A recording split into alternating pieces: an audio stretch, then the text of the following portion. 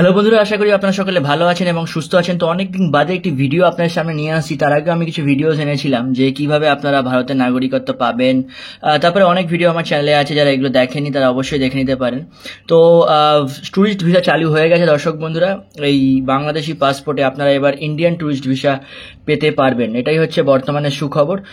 তো যারা এখন আমার চ্যানেলটা সাবস্ক্রাইব করেনি তো অবশ্যই আমার চ্যানেলটি সাবস্ক্রাইব করে দেবেন, কারণ অনেক মূল্যবান তথ্য আপনাদের সামনে আমি তুলে ধরি, যেগুলো আপনারা আরামসে দেখতে পান, যেখান থেকে অনেক ইনফরমেশন আপনারা গেইন করতে পারবেন। তো এবার বলে দিই যে বাংলাদেশি পাসপোর্টে ইন্ডিয়ান ট্যুরিস্ট ভিসা আপনারা কিভাবে পেতে পারেন। এই ট্যুরিস্ট ভিসা অলমোস্ট 1 বছর বন্ধ হয়ে গেছে। 5ই আগস্ট থেকে বন্ধ রয়েছে 2024 থেকে। তারপরে মেডিকেল ভিসা দিয়ে আপনারা যারা আসা যাওয়া করছেন তো তারপরে তো ট্যুরিস্ট ভিসার কোনো নামগন্ধ নেই। বাট এখন রিসেন্টলি ট্যুরিস্ট ভিসা চালু হয়ে গেছে। তো আজকে আমার ইনফরমেশন যেটা আপনাদেরকে দেবো, তো দালাল ছাড়া আপনারা কিভাবে ট্যুরিস্ট ভিসা বানাবেন, এখন দালালের ওপর ডিপেন্ড করতে হবে না, কারণ আপনারা জানেন যে ট্যুরিস্ট ভিসা 1500 রুপি হয়ে গেছে, 1500 বাংলা টাকা হয়ে গেছে, রুপি না সরি বাংলা টাকা হয়ে গেছে। বাংলাদেশি ট্যুরিস্ট ভিসার এখন রেট অলমোস্ট ডবল, যেটা 850 ছিল এখন 1500 হয়ে গেছে। এরপরে আরও ট্যাক্স লেগে অলমোস্ট বেড়ে যাবে। তো এখনও যে ইনফরমেশন পাওয়া গেছে ওটাতে জানা যাচ্ছে যে 1500 বাংলা টাকা অবধি রেট বেড়েছে। তো চলুন এবার আজকে আমি ইনফরমেশন দেবো যে যদি আপনারা এত টাকা দিয়ে ভিসা বানান, ট্যুরিস্ট ভিসা, তো দালালকে দিয়ে, তাহলে আপনারা বুঝুন যে কত টাকা আপনাদের কস্ট পড়ে যাবে একটা ইন্ডিয়ান ট্যুরিস্ট ভিসা পেতে গেলে।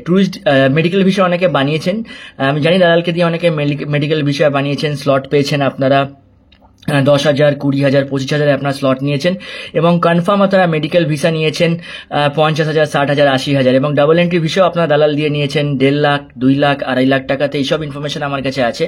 তো চলুন আজকে বলে দিই কাজের কথা, যেটা নিয়ে ভিডিওটা বানানো, কি দালাল ছাড়া আপনারা কিভাবে বাংলাদেশের ট্যুরিস্ট ভিসা বানাবেন। তো আমি একটা আপনাদেরকে এক্সাম্পল দেখিয়ে দিই।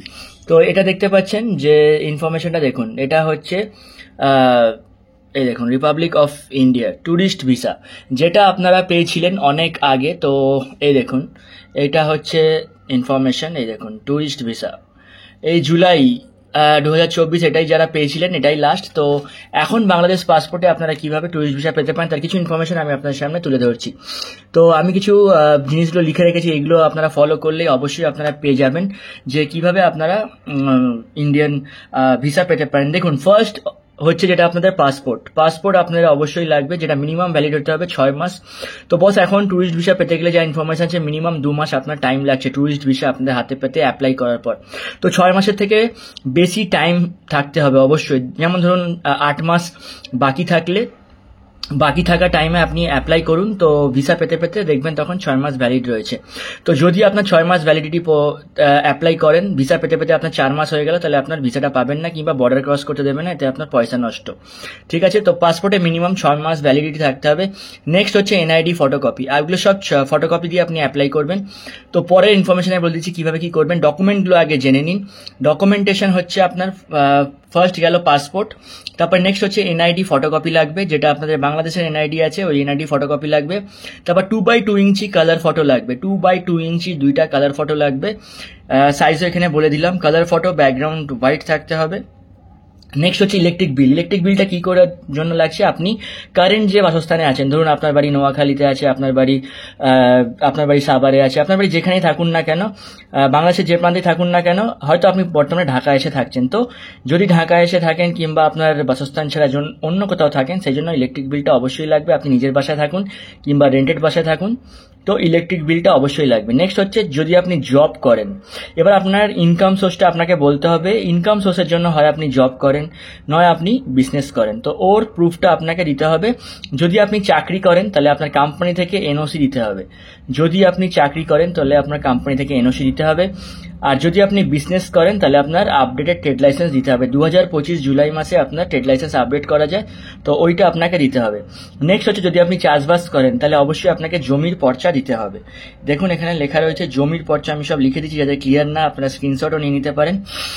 যদি আপনি চাষবাস করেন তাহলে জমির পর্চা দিতে হবে। নেক্সট হচ্ছে যদি আপনি স্টুডেন্ট হন, অবশ্যই স্টুডেন্ট ভিসা অ্যাপ্লাই করবেন, কিংবা যদি স্টুডেন্ট হয়ে আপনি ট্যুরিস্ট ভিসা অ্যাপ্লাই করতে চান বাংলাদেশে, তাহলে আপনাকে স্টুডেন্ট আইডিটা শো করতে হবে। এখানে হয়ে গেল। এরপরে আপনাকে যেটা প্রমাণ করতে হবে ফাইন্যান্সিয়াল প্রুফ, যে আপনার একটা ফাইন্যান্সিয়াল কন্ডিশন যেটা আছে, আপনার কারেন্ট যেভাবে আপনি ইনকাম করেন সেটা আপনাকে প্রমাণ করতে হবে। তো ফাইন্যান্সিয়াল প্রুফের জন্য আপনাকে ব্যাংক স্টেটমেন্ট দিতে হবে, মিনিমাম 1 বছরের ব্যাংক স্টেটমেন্ট লাগবে। এরকম না যে হুট করে টাকা ঢেলে দিলাম 2 লাখ 3 লাখ 4 লাখ 5 লাখ আর আমি স্টেটমেন্টটা দিয়ে দিলাম, হবে না বস। এখানে আপনার কি করতে হবে, মিনিমাম 1 বছরে আপনার ব্যাংক স্টেটমেন্ট অবশ্যই আপনার লাগবে। ঠিক আছে। নেক্সট হচ্ছে $150 ক্যাশ অথবা ট্রাভেল কার্ডে আপনার $150 থাকতে হবে যখন আপনি বর্ডার ক্রস করবেন। তো সেটা অবশ্যই আপনারা জানেন, এই যে পাসপোর্টের যে পেছন পাড়াতে যে ডলার এন্ডোর্সমেন্ট করা থাকে, এই যে ডলার এন্ডোর্সমেন্ট করা থাকে, এইগুলো আপনাদেরকে স্ট্যাম্প মারিয়ে নিয়ে আসতে হবে। তো $150 ক্যাশ থাকতে হবে, সেটাও লেখা থাকবে, পাসপোর্টের মধ্যে এন্ট্রি থাকবে। যদি আপনি ট্রাভেল কার্ডের মধ্যে রাখেন সেটাও আপনার পাসপোর্টে এন্ট্রি থাকতে হবে। হয়ে গেল। নেক্সট হচ্ছে লাস্ট ভিসা কপি। যদি আপনি ইন্ডিয়াতে আগে এসে গেছেন, ট্যুরিস্ট ভিসাতে আসেন, মেডিকেল ভিসাতে আসেন, স্টুডেন্ট ভিসাতে আসেন, সেটার কপি লাগছে। নেক্সট হচ্ছে লস্ট পাসপোর্ট। আচ্ছা, লস্ট পাসপোর্টটা কি আপনাদেরকে বলে দিই। যদি আপনাদের পাসপোর্ট হারায় গিয়ে থাকে, সেই ক্ষেত্রে আপনাকে অবশ্যই অ্যাপ্লাই করতে হবে। মানে আপনার যেখানে হারিয়ে যাওয়ার যে পদ্ধতি আছে, যে নিয়মাবলী আছে, সেইগুলো আপনাকে করতে হবে, প্রমাণ করতে হবে যে আপনি জিডি কপি, পাসপোর্ট হারিয়ে গেলে অবশ্যই আপনার জিডি কপি থাকবে, তো সেই জিডি কপিটা আপনাকে দিতে হবে, কিংবা নোটারি এবং লস্ট সার্কুলেশন এটা আপনাকে সাবমিট করতে হবে। এটা আপনারা আগারগাঁও পাসপোর্ট অফিস থেকে পেতে পারেন, অথবা যারা পাসপোর্ট যেখান থেকে করেছেন সেখান থেকে করতে পারেন। আমি একটা এক্সাম্পল বলে দিলাম, আগারগাঁও থেকে পাসপোর্ট অফিস থেকে করতে পারেন এবং ঢাকার পাসপোর্ট অফিস থেকেও করতে পারেন। ঠিক আছে।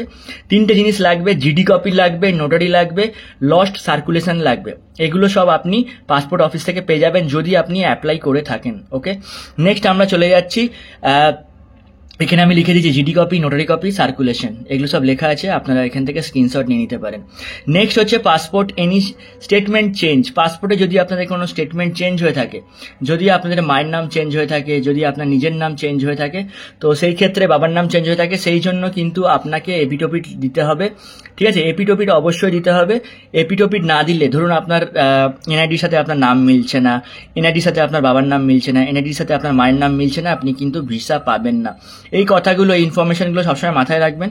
এইসব ইনফরমেশন ছাড়া যদি আপনি ভিসা অ্যাপ্লাই করেন, আপনার পয়সা গচ্চা যাবে। যদি আপনি এই ডকুমেন্টগুলো পরিষ্কার ক্লিয়ার কাট এখানে বলা আছে, এগুলো নিয়ে তবেই আপনি ভিসা অ্যাপ্লাই করবেন, এবং ট্যুরিস্ট ভিসা দালাল ছাড়া আপনি বাড়িতে বসে পেতে পারেন।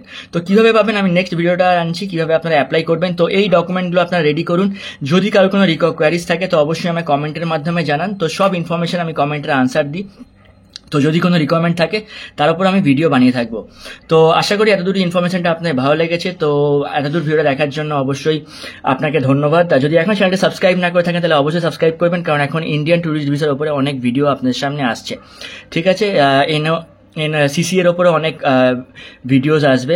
আর কার কি রিকোয়ারমেন্ট আছে, যদি কেউ এনওসি চান, কিভাবে এনওসির ফরম্যাট হয়, সেটাও আমি এই ভিডিওতে আপনাদেরকে জানিয়ে দেবো। তো থ্যাংক ইউ ফর ওয়াচিং। এতদূর থাকার জন্য অসংখ্য ধন্যবাদ। ভিডিওতে অবশ্যই লাইক করে দেবেন, যদি রিকোয়ারমেন্ট থাকে কমেন্ট করবেন। আসসালামু আলাইকুম।